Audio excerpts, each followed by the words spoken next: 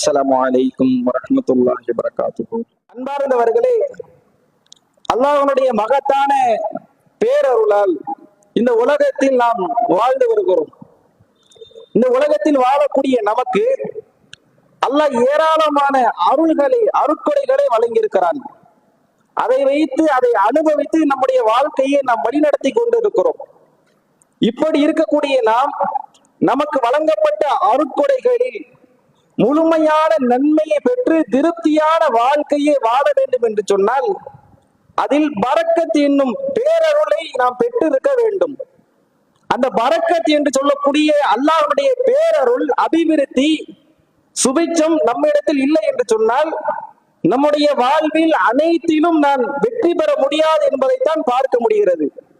செல்வமாக இருந்தாலும், பிள்ளையாக இருந்தாலும், வசதி வாய்ப்பு, நம்முடைய உடல் ஆரோக்கியம் என்று எதை எடுத்துக்கொண்டாலும் அதில் பரக்கத் இல்லை என்று சொன்னால் நாம் முழுமையான நன்மையை, இறை வெற்றியை, இறை உதவியை பெற்றுக்கொள்ள முடியாது என்பதை பல செய்திகள் நமக்கு உணர்த்துகிறது.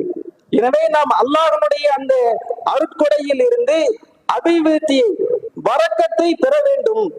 அப்படி பரக்கத்து பெற வேண்டும் என்று சொன்னால் அதற்கு நாம் செய்ய வேண்டிய காரியம் என்ன? பரக்கத் நம்மிடத்தில் இருந்து நீங்காமல் இருக்குவதற்கு நாம் செய்ய வேண்டிய காரியங்கள் என்ன என்பதைத்தான் இந்த உரையில் நாம் பார்க்க இருக்கிறோம். ஆரம்பமாக பரக்கத்து என்றால் என்ன என்பதை நாம் தெரிந்து கொள்ள வேண்டும். நம்மள நிறைய பேர் என்ன செய்வாங்கன்னா பரக்கத்து, ரஹமத்து, நியமத்து இதெல்லாம் பயன்படுத்துவாங்க.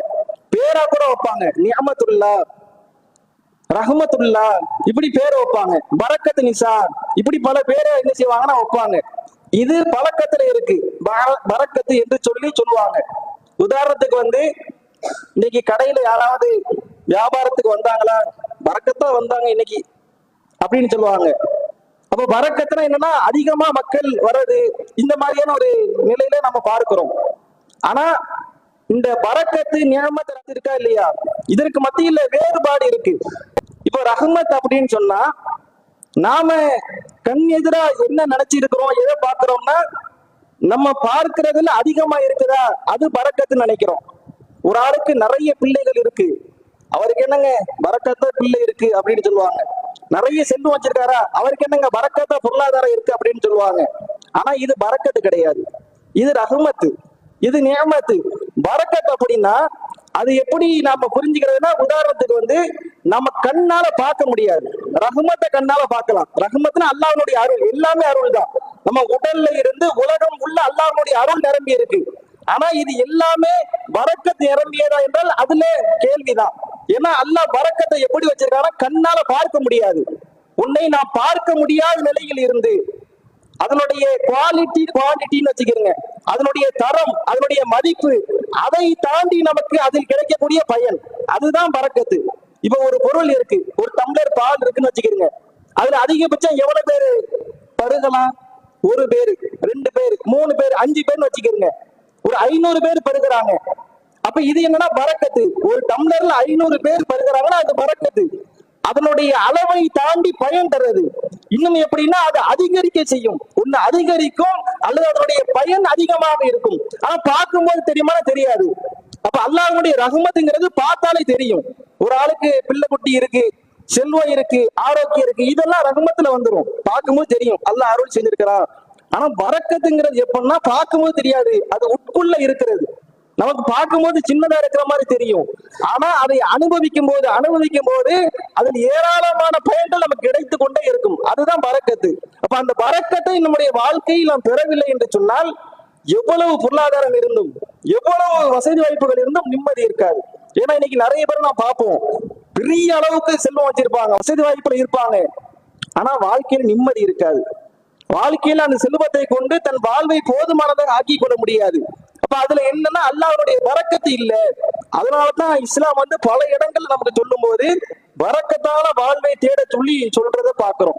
உதாரணத்துக்கு அல்லாஹ்வுடைய ஸல்லல்லாஹு அலைஹி வஸல்லம் அவங்க வியாபாரத்துல நமக்கு ஒரு விஷயத்த சொல்லி தராங்க. நம்ம வியாபாரம் செஞ்சா எப்படி இருக்கணும்னா, சதக்கா பையனா, நீங்கள் வியாபாரத்தில் உண்மை பேசி, உண்மையை சொல்லி, என்னவோ அந்த உண்மையை சொல்லி, அதே போல அதுல ஏதாவது குறை இருந்துச்சுன்னா அதை மக்களுக்கு தெளிவுபடுத்தி நீங்க உங்க வியாபாரத்தை அமைத்து கொண்டால் அதுல உங்களுக்கு பரக்கத் வழங்கப்படும்.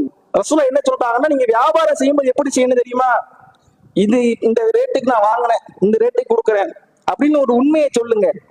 அப்படி இல்லையா, அதுல ஏதாவது குறை இருக்குதா, அதுல மட்டமான எதுவும் இருக்குதா, அல்லது தரம் குறைந்து இருக்குதா, அல்லது ஏதாவது பாதிப்பு இருக்குதா, அப்ப நீங்க என்ன செய்யணும், அதை தெளிவுபடுத்துங்க. இப்படி நீங்கள் அதை தெளிவுபடுத்தி வியாபாரம் செய்தால் அந்த வியாபாரத்தில் உங்களுக்கு பரக்கத்து இருக்கு, அந்த வியாபாரத்தில் உங்களுக்கு அபிவிருத்தி இருக்கு. ஒரு முறை அல்லாஹ்வுடைய நடந்து போறாங்க. நடந்து போகும்போது ஒரு தானிய குவியல் இருக்கு கடையில. அதுக்குள்ள கையை விட்டு பாக்குறாங்க, உள்ள ஈரமா இருக்கு, மேல காஞ்சி இருக்கு. இது என்ன அப்படின்னு ரசூலா கேக்குறாங்க.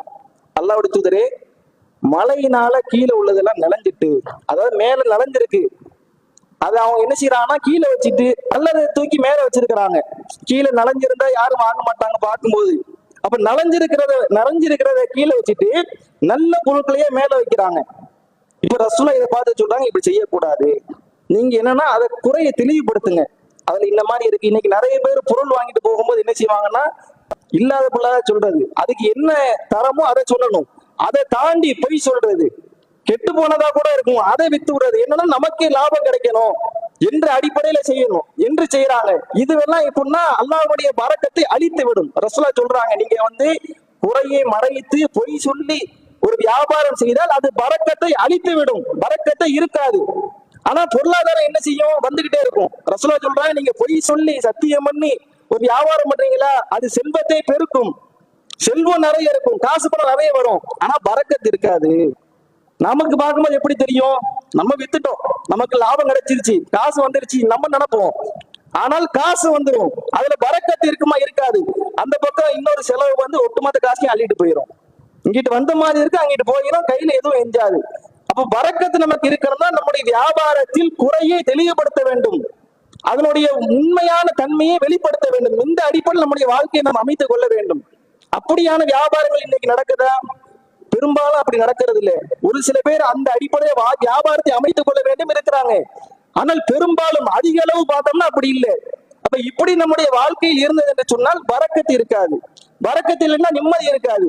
நாம என்ன செய்வோம், காசு பணம் நிறைய இருக்கு என்று நினைப்போம். ஆனால் அந்த காசு பணத்தை வைத்து நம்முடைய தேவைகள் எதுவும் தீர்க்க முடியாது. 1000 ரூபாய் நம்ம சம்பாதிக்கிறோம் அல்லது 10,000 ரூபாய் சம்பாதிக்கிறோம், நமக்கு செலவு 10 லட்சம் ரூபாய் வந்துச்சுன்னு என்ன செய்யறது? 10,000 ரூபாய் செலவு அப்படின்னா சரி, ஆனா 10 லட்சம் ரூபாய் வந்துச்சுன்னு என்ன செய்யறது? ஆனா நமக்கு காசு இங்க நிறைய வந்துகிட்ட மாதிரியா இருக்கும், ஆனா எல்லாம் போயிடும், இருக்கவே இருக்காது, தங்காது, தேங்காது. அப்ப வியாபாரத்தில் நமக்கு பரக்கத்து ஏற்பட வேண்டும் என்று சொன்னால் நாம என்ன செய்யணும்? அல்லாஹ் சொன்ன அடிப்படையில், அல்லாஹ்வுடைய தூதர் சொன்ன அடிப்படையில் அதில் உண்மையும் நேர்மையும் கடைபிடிக்க வேண்டும். இதே போலதான் எல்லா விஷயங்கள்லையும் எல்லாத்திலும் என்னன்னா பரக்கத்தை எதிர்பார்த்து செய்யணும். ஹக்கீமின் ஹிசாம் என்று சொல்லக்கூடிய ஒரு நபி தோழர், அவங்க ரசூலாட்ட உதவி கேட்கிறாங்க, தர்மம் கேட்கிறாங்க. ரசூலா தர்மம் கொடுக்குறாங்க. அடுத்த முறையும் கேட்கிறாங்க, ரசூலா கொடுக்குறாங்க. இன்னொரு முறையும் கேட்கிறாங்க, ரசூலா கொடுக்குறாங்க. பெரும்பாலும் அல்லாஹ்வுடைய தூதர் மக்கள் கேட்கும் போது கொடுப்பாங்க, அள்ளி அள்ளி கொடுப்பாங்க. அவங்க அந்த கஜானா இருக்கா இல்லையா, அதுல இருந்து கொடுப்பாங்க. இப்ப அந்த நபி தோழர் திரும்ப திரும்ப கேட்கிறாங்க. அப்ப ரசூல்லா என்ன சொல்றாங்கன்னா, அந்த மனிதரை பிடிச்சு நிப்பாட்டி, இந்த செல்வம் இருக்கா இல்லையா, செல்வம் இது பசுமையானது, இனிமையானது. இத நீங்க பேராசை இல்லாமல் பெருந்தன்மையோடு போதுமானதாக பெற்றுக்கொண்டீங்கன்னா அதுல உங்களுக்கு பரக்கத்து வழங்கப்படும். காசு பணங்கிறது அது அல்லாஹ்வுடைய அருள், அது பரக்கத்தான ஒரு விஷயம்தான். ஆனா நீங்க அதை வாங்கும் போது, பெறும் போது எப்படி இருக்கணும்னா, எனக்கு இது போதுமானது என்று நாம பெறணும். என்னடா வாங்கும் போது இன்னும் செலவு வந்திருக்காது, என்ன பண்ண போறோம்னு தெரியாது, சம்பளத்தை வாங்கும் போது இவ்வளவுதான் வந்திருக்கு, இதை வச்சு எப்படி வாழ்க்கையை ஓட்டுறது என்று நீங்கள் நினைத்தால், அதுல பேராசை கொண்டால் உங்களுக்கு அதுல பரக்கத்து இருக்காது, பரக்கத்து நீங்கிடும். அல்லாஹ்வுடைய தூதர் சொல்றாங்க, பரக்கத்து எப்ப வழங்கப்படும்? போதும் என்ற மனதோட வாங்கணும். அப்ப இது அந்த நபி தோழருக்கு ரசூலா சொல்றாங்க, நீங்க பேராசையோடு இன்னும் வேணும், இன்னும் வேணும், இன்னும் வேணும் என்று சொல்லி பொருளாதாரத்தின் மீது ஆசை கொண்டால் உங்களுக்கு அதுல பரக்கத்து இருக்காது. எப்போ உங்களுக்கு பரக்கத்துக்கு இருக்கும்? அல்ஹம்துலில்லாஹ் இன்னைக்கு இவ்வளவு வந்திருக்கு, சரி அல்லாஹ் தந்திருக்கான், அல்லாஹ் உதவி செய்வான் என்று சொல்லி அல்லாஹ் மீது நம்பிக்கை வைத்து அந்த செல்வத்தில் போதுமான அளவுக்கு நமக்கு வந்திருக்குன்னு ஒரு நம்பிக்கை வைக்கணும். அப்பதான் அல்லாஹ் என்ன செய்வான்? உதவி செய்வான். இன்னைக்கு நிறைய பேர் பார்ப்போம், பெரிய பெரிய பணக்காரங்களா இருக்கிறாங்க, ஆனா எனக்கு அப்படி இல்லை, வசதி வாய்ப்பு இல்லை, நிறைய சம்பாதிக்கிறார், லட்ச லட்சமா சம்பாதிக்கிறாரு, எனக்கு அப்படி இல்லை என்று நினைக்கிறோம். அவர் சம்பாதித்தாலும் அதில் பரக்கத்து இல்லாம இருக்கும். நாம சம்பாதிக்கும் போது குறைவாக இருந்தாலும் அல்லாஹ் நமக்கு இவ்வளவுதான் தந்திருக்கிறான், ஆனால் இது அல்லாஹ் போதுமானதாக நமக்கு ஆக்க வேண்டும், அல்லாஹ் இதுல திருப்தியை வைக்க வேண்டும் என்ற நம்பிக்கையோடு, போதும் என்ற எண்ணத்தோடு நாம வாங்கினோம்னா அதுல நமக்கு திருப்தி இருக்கும். ரசூல் அப்படித்தானே சொல்றாங்க. உண்மையில் செல்வந்தன் யார்? பொருளாதாரம் இருக்கிறவங்க இல்ல, போதும் என்ற எண்ணத்தோடு இருக்கிறவங்க. அவங்கதான் அவனுக்கு போதும்னு இருக்க, இன்னும் வேணும் இன்னும் வேணுங்கிற எண்ணம் இல்லையே, அப்ப அவன் தான் செல்வந்தன். தேவையற்றவதான செல்வந்தன். எனக்கு எந்த தேவையும் இல்லப்பா, எனக்கு எல்லாத்துலயும் நான் ஒரு நல்ல நிலையில இருக்கிற என்று நினைப்போம் தான் செல்வந்தன். இவனுக்கு தான் பொருளாதார தேவை இருக்கு, அப்ப எப்படி இவன் செல்வந்தன், காசு வச்சிருக்க எப்படி செல்வந்தன் ஆவான் என்று சொல்லி ரசூலா என்ன சொல்றாங்க? போதும் என்ற எண்ணத்தோடு இருப்பதுதான் உண்மையில் செல்வத்துக்கான ஒரு அங்கீகாரம் என்று சொல்றாங்க. அப்ப நாம அந்த எண்ணத்தோட சம்பாதிக்கும் போது போதும் என்ற எண்ணத்தோட இருக்கணும். வாழ்க்கையில எதை எடுத்துக்கொண்டாலும் அது மாதிரியாக நாம் இருக்கணும். அது நமக்கு என்ன செய்யும்? பரக்கத்தை தரும். இப்ப அல்லாஹ்வுடைய தூதர் இந்த நபி தோழர்கிட்ட சொன்ன மாத்திரத்துல அவர் சொல்றாரு, அல்லாஹ்வுடைய தூதரே, நான் அல்லாஹ் மீது ஆணையாக சொல்றேன், உங்களை உண்மையோடு அனுப்பினானே அப்படிப்பட்ட இறைவன் மீது சத்தியமாக இனிமேல் நான் யாரிடத்திலும் கையேந்து நிக்க மாட்டேன். ரசூலுல்லாஹ் இதை சொல்லும் போது எப்படி சொல்றாங்கன்னா, கொடுக்கிற கை என்பது வாங்குற கையை விட சிறந்தது சேர்த்து சொல்றாங்க. அப்ப அது நபி தோழர் அதுக்கு பிறகு சொல்றாங்க, இதுக்கப்புறம் நான் யார்கிட்டயுமே வாங்க மாட்டேன், கையேந்தி நிக்க மாட்டேன் என்று சொல்றாங்க. ரசூலுல்லாஹ் மூத்து அபூபக்கர் ரலியல்லாஹு அன்ஹு ஆட்சிக்கு வராங்க. அவங்க என்ன செய்யறாங்கன்னா, மக்களுக்கு தர்மம் கொடுக்குறாங்க, அன்பளிப்பு கொடுக்குறாங்க. இந்த நபி தோழரையும் கூப்பிடுறாங்க. ஆனா அவர் என்ன சொல்றாருன்னா, எனக்கு வேண்டாம். அந்த செய்தி ஞாபகத்துக்கு வருது. ரசூலுல்லாஹ் சொன்னாங்க, போதுமே எண்ணத்தோட இருக்கணும். ரசூலுல்லாஹ் இந்த செய்தியில உதாரணத்தை சொல்லும் போது அதை சேர்த்தே சொல்றாங்க. இந்த ஹக்கீம் பின் ஹிஸாம் என்று சொல்லக்கூடிய நபி தோழர்கிட்ட உதாரணத்தை சொல்லும் போது, ஒருவன் சாப்பிட்டு முடித்த பிறகும் பசி அடங்காத நிலை, சாப்பிட்டுருவான் ஆனா பசி அடங்காது. அப்ப சாப்பிட்டு என்ன பயன்? சாப்பிட்டு முடிச்சும் பசிக்குதுன்னா அப்ப என்ன செய்யறது? ஒரு சட்டி சாப்பாடையும் சாப்பிட்டாச்சு, பசி அடங்கல, இன்னும் வேணும் வேணும் அப்படின்னு ஒருத்தர் நினைக்கிறானா, அப்ப என்ன சாப்பிட்டு என்ன பயன்? அப்ப குறைவாக இருந்தாலும் நமக்கு அதுல பரக்கத்து இருக்கணுமா இல்லையா?